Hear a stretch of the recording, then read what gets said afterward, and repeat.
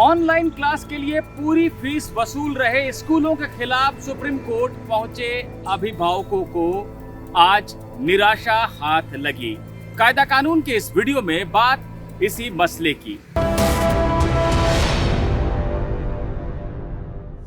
Supreme court में पंजाब, हरियाणा, दिल्ली, उत्तराखंड, राजस्थान, गुजरात, महाराष्ट्र, उड़ीसा समेत 8 राज्यों के अभिभावकों ने याचिका दाखिल की थी और ये कहा था कि ऑनलाइन क्लासेस जो स्कूलों की तरफ से करवाई जा रही हैं वो नियमित शिक्षा का, नियमित क्लास का विकल्प नहीं बन सकती।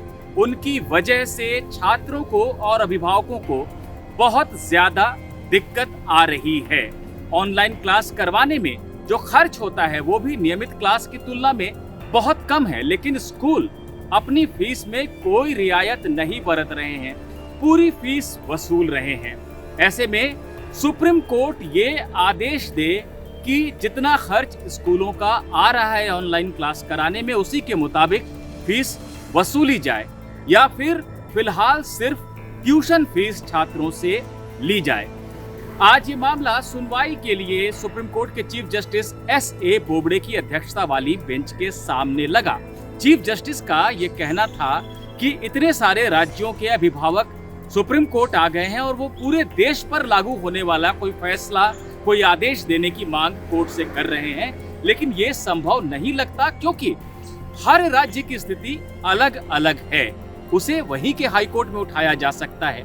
किसी भी राज्य की स्थिति दूसरे राज्य के जैसी नहीं है, इसलिए बेहतर है कि सभी अभिभावक अपने अपने राज्य के हाई कोर्ट में जाएं और वहां पर याचिका दाखिल करें।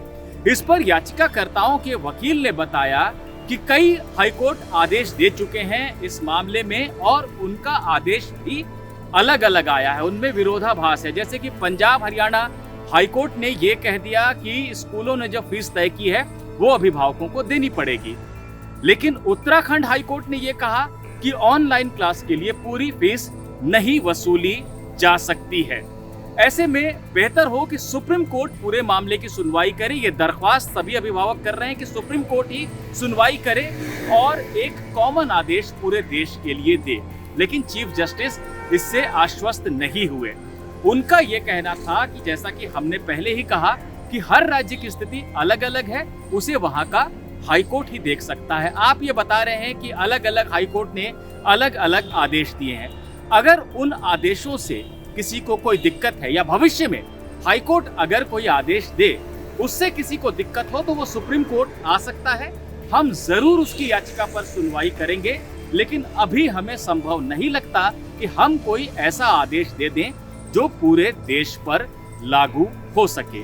तो साफ तौर पर देश के लाखों अभिभावक जिन्होंने उम्मीद लगा रखी थी सुप्रीम कोर्ट में इस याचिका के दाखिल होने की सूचना मिलने के बाद कि सुप्रीम कोर्ट के आदेश से उन्हें कोई राहत मिलेगी स्कूलों की फीस को लेकर। इस महीने कई जगहों पर फीस देने का, जो क्वार्टरली फीस देनी है, उसका समय भी आ गया है।